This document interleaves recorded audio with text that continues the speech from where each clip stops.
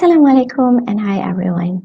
Welcome to UHL2422 English for Technical Communication.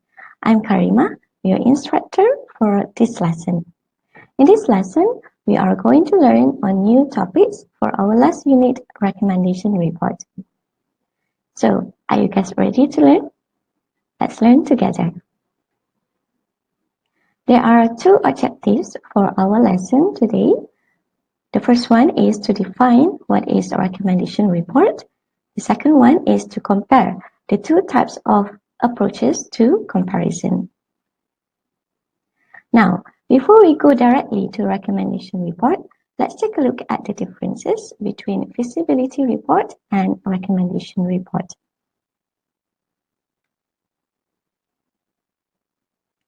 As what you can see on the screen, for many people, feasibility report and recommendation report are interchangeable.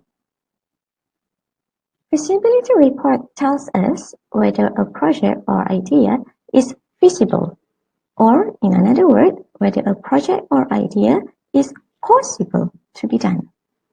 Logically, a feasibility report is done before a recommendation report. For example, try to imagine that you are already working in a printing company.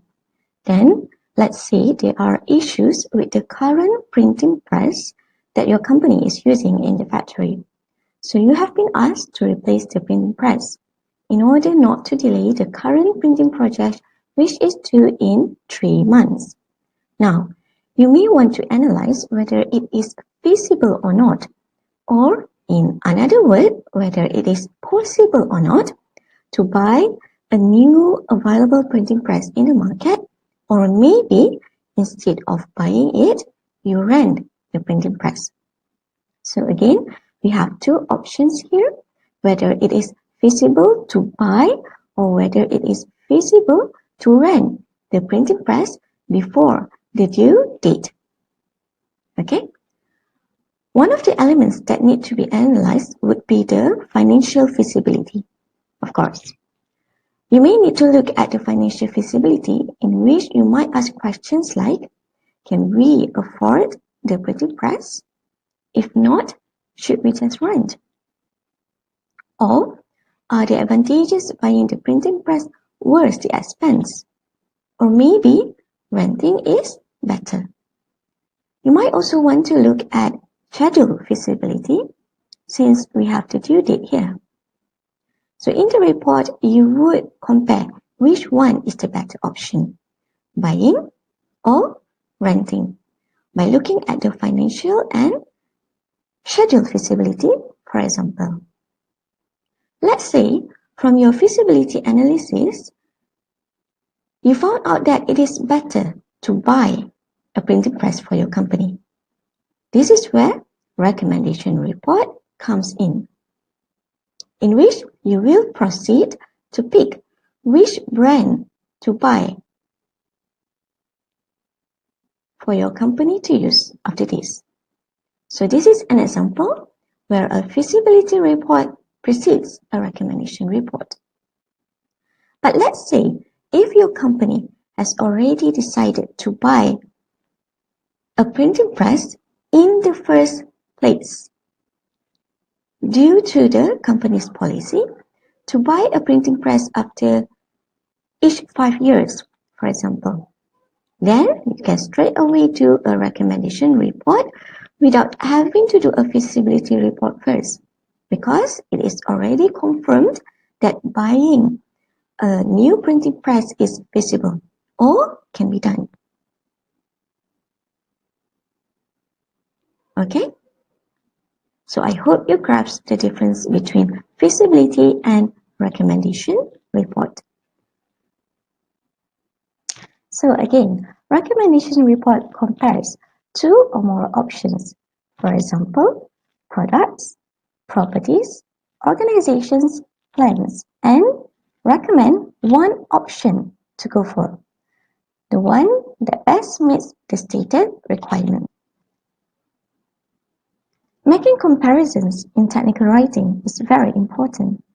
You will need to use evaluative comparison in which it forces you to identify key requirements by translating them into points of comparisons and then discuss one at a time. Evaluative comparison also forces you to give equal time to each criteria being compared and to state how each criteria meets the requirements. This will show your readers how you have reached your conclusions and recommendations. However, if your readers are skeptical or they are not confident with what you have given in the report, they can use your comparative information to reach different conclusions and make their own decisions. Now, let's look at this example. Let's say your company has decided to buy a new two-color printing press to replace the old one in the factory. So let's say between Roland 200 and Heidelberg Speedmaster Press.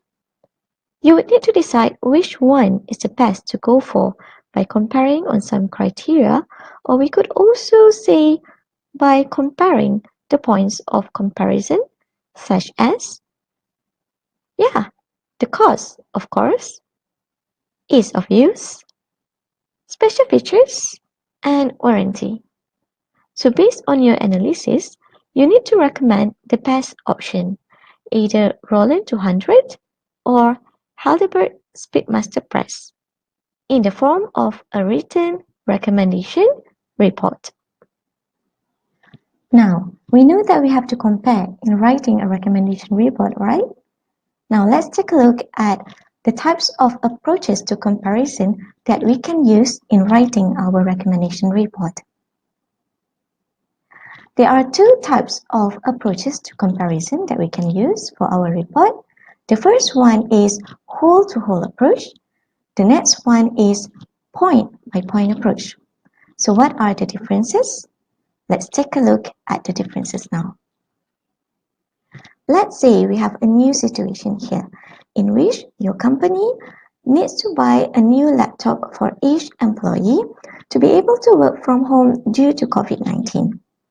Your manager has assigned you to do a recommendation report to pick which model should you buy for each employee. So let's say the models that you have here are Model A, Model B, and Model C. And the criteria that you have to compare are cost, technical specs, special features, and warranties. In your report, if you choose to use whole-to-whole approach, this is what you are going to do. You are going to talk about costs of Model A, technical specs of Model A, special features of Model A, and then warranties of Model A first. So after you are done with Model A, you will proceed with Model B and do the same thing.